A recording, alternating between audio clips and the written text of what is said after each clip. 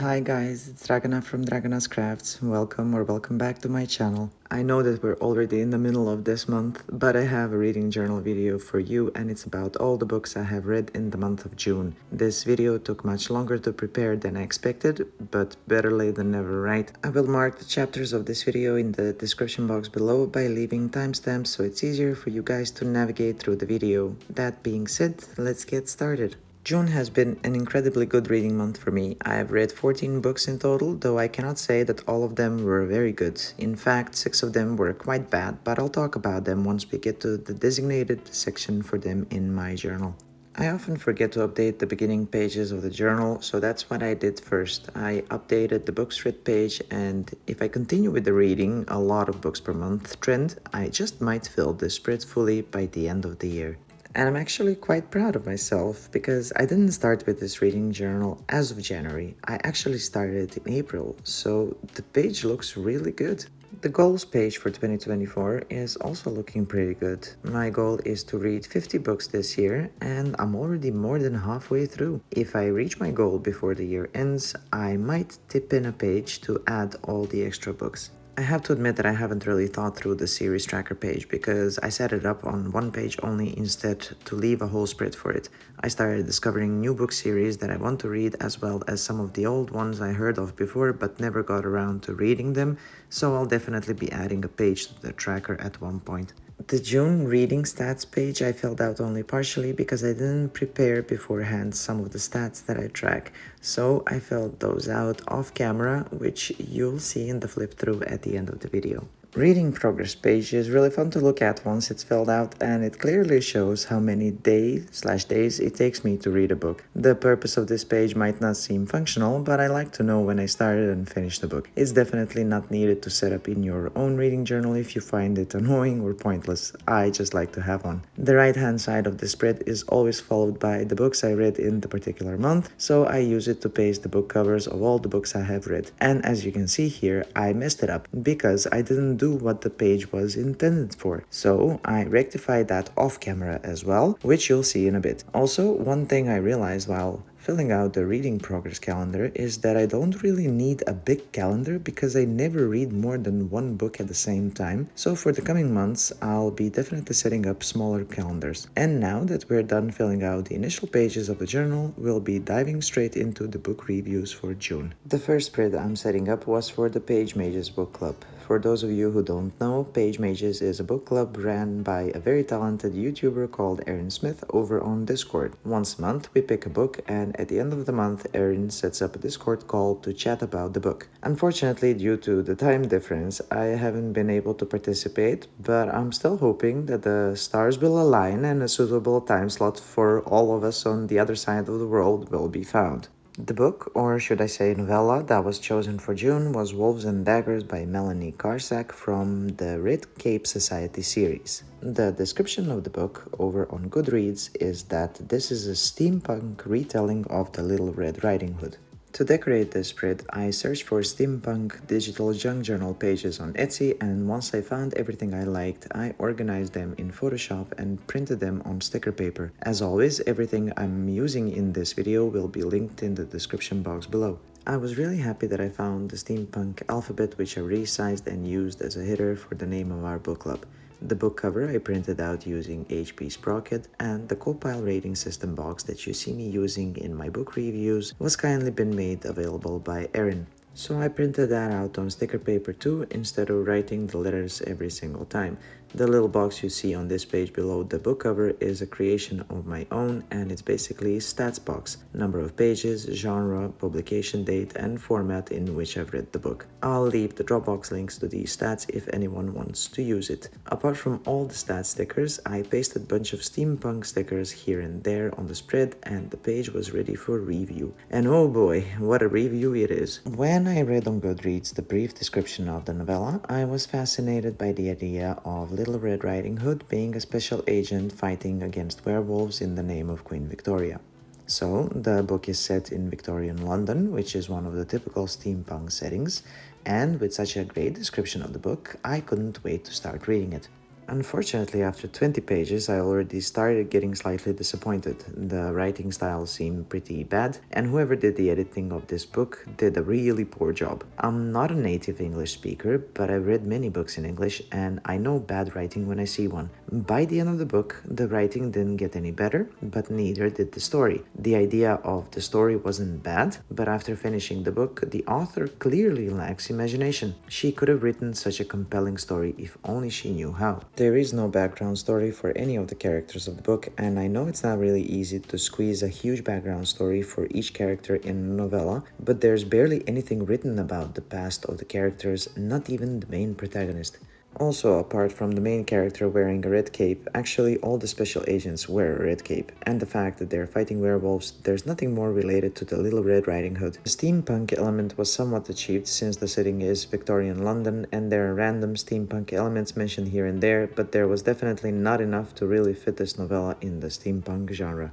Now that I spoke so negatively about the book, you would probably assume that I wouldn't read the remaining 5 novellas in the Red Cape Society series. Well, you would be wrong in that assumption for 2 reasons. First one, I'm a masochist who loves books, and second, I had hopes that even though the first book was bad, maybe the rest would give more background stories of the characters, and maybe the other books will contain the information that were lacking in the first one. The rating I gave to this book was a whopping 4, which translates to 2.5 stars. Two Twisted Crowns is the next book that I'll be reviewing. It took me one evening to read it. I started reading it pretty late, so I kept on reading till it was 2 a.m. I enjoyed every page. Two Twisted Crowns is written by Rachel Gillick, and it's the second book in the Shepherd King duology. The first book, One Dark Window, I read in May as a part of the Goober Readathon challenge, which I failed at miserably since I read only 5 books that month, though that's not really the topic here. I loved the first book, and if you haven't seen my May reading journal video where I did the review, I'll put it in the cards and in the description box below as well. Two Twisted Crowns continue where the previous book left off, and it gives a perfect closure to the story. There are no loose ends, which I really liked. The structure of the storytelling is different than in the first book. Rather than unraveling the story through chapters, Rachel Gillick decided to present it through the eyes of the 3 characters. Elspeth, our main female protagonist, Raven, the main male protagonist, and Elm, who seemed not that important in the first book, and boy, I was wrong about that. I would definitely recommend this duology. The decorations I used for the page are some scrapbook paper I had lying around in my stash and this gorgeous pet tape from the Washi Tape shop that I'll link in the description box below. I gave this book the rating of 9.86, which is 4 stars and 4/5. I know I sound like I'm nitpicking, because the book got almost 5 stars. Why didn't I give it 5 stars? Well, because I am not a huge fan of a book being structured through POVs, well, point of views. I know it's silly, but it's totally subjective.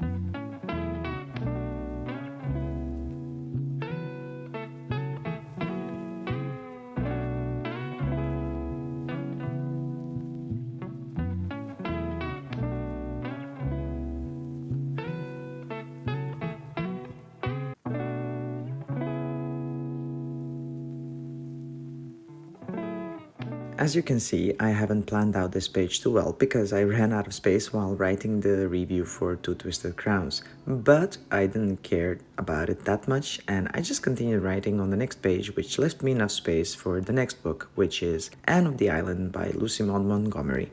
Anne of the Island is the 3rd book in the Anne of Green Gables series. The author chose the title of the book well because it tells us where Anne belongs in her heart, and that is the Prince Edward Island. For those of you who haven't read the first book, Anne is an orphan girl who was adopted by siblings living on the Prince Edward Island, and it took Anne a while to get adjusted to her life there. That's why I said that the title was chosen well. In one spot in the book, when Anne is talking to her friends about their birthplaces and where they grew up, Anne proudly says that even though she was born born in another place, she's an islander through and through. I recommend the series to anyone who hasn't read them because the books are really beautiful and positive. I rated this book 9.57 or 4.5 stars.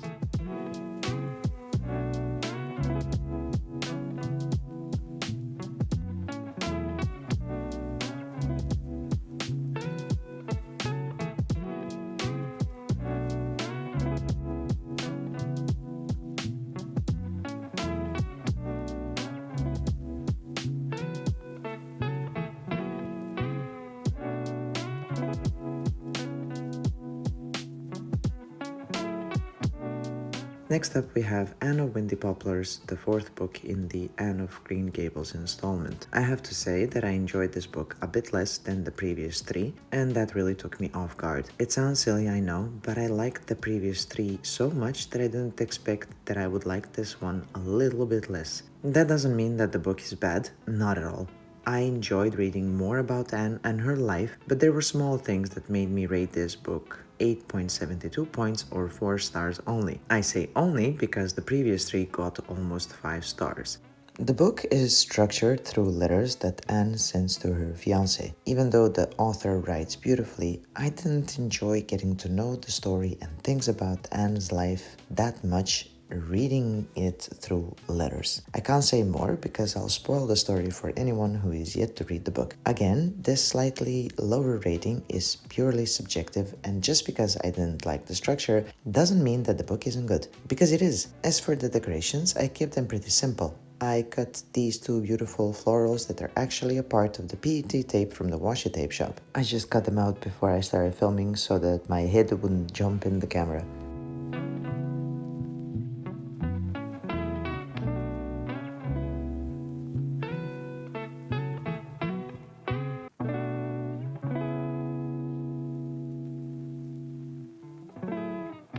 And now we come to the 5 books that I really wasted my time on. The remaining 5 novellas from the Red Cape Society series. I'm really not sure what to say about these books except that they are awful and I'm a serious masochist. I knew this was going to happen and I read them anyway. The remaining 5 are even worse than the first one, and I tell you all, do not read these books. Spread the word too to your friends and tell them not to read the books. The author didn't do anything to improve the first book. We still know nothing about the characters, and the writing style is equally bad, if not worse. One thing that the last book in the series confirmed to me, and this is something I bump into time and time again, when book writers run out of ideas, and this author ran out very fast, they turn to Arthurian legends and just copy the parts that suit them without even caring whether that fits the story or not. So, my dear friends, run away from these series, run as fast as you can. Do not do to yourself what I did. The only reason why the last book got the full page in my reading journal is because I wanted to use up the steampunk stickers that I had left over, nothing else. The book definitely doesn't deserve a full page spent on it to write a review, because I honestly didn't even know what to write.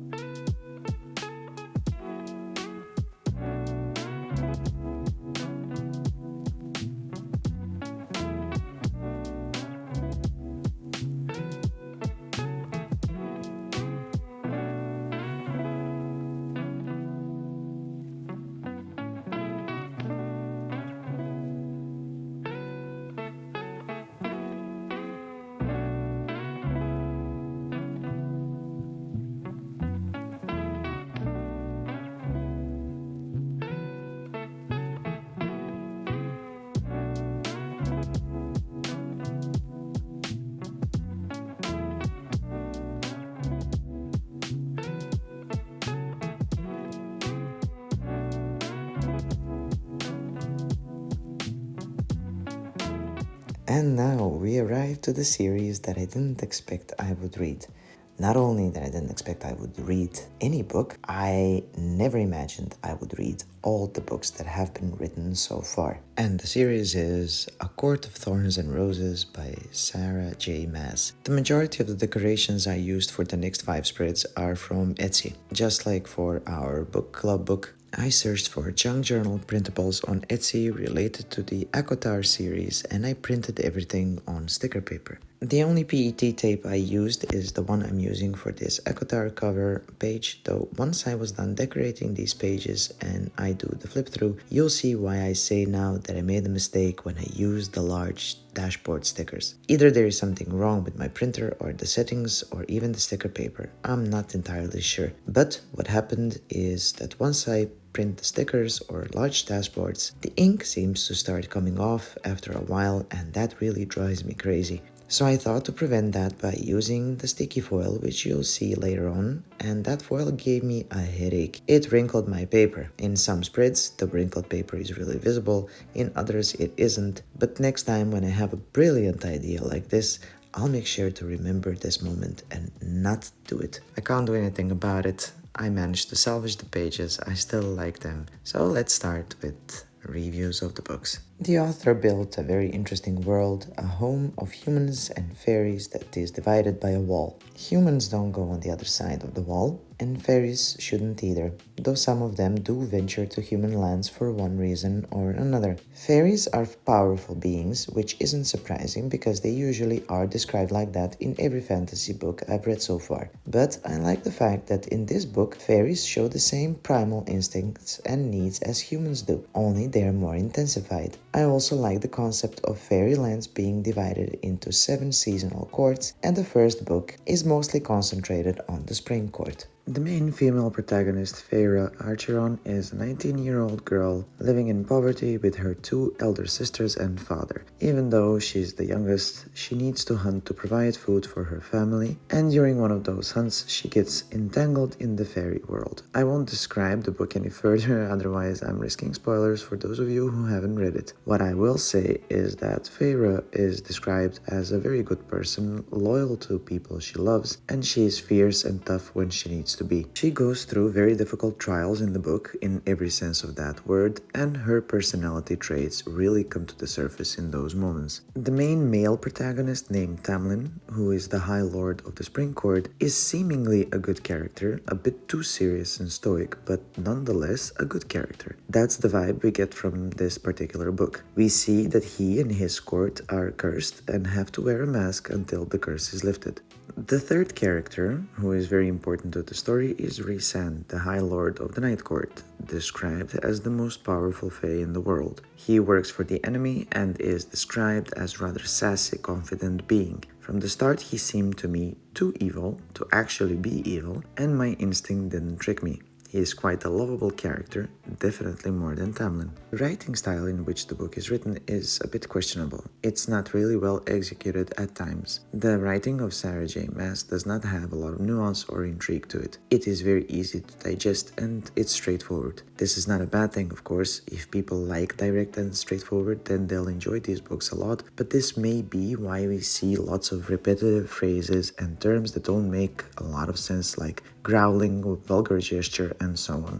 Regardless of the questionable writing style, the merits of the story were enough to keep me entertained and engaged. The things that I've said apply basically to all the books in the series. There are 5 of them in total. The first 3 are regarded as the original trilogy, then we have a novella, and then the last book that came out, A Court of Silver Flames, is said to be the first book in the second trilogy. My overall impression is that the books are good, they're entertaining, I enjoy them a lot. I read all of them in one go, let's say in the time span of a couple of days, but my favorite from all 5 is the second book, A Court of Mist and Fury. That one got 5 stars and therefore is my book of the month of June.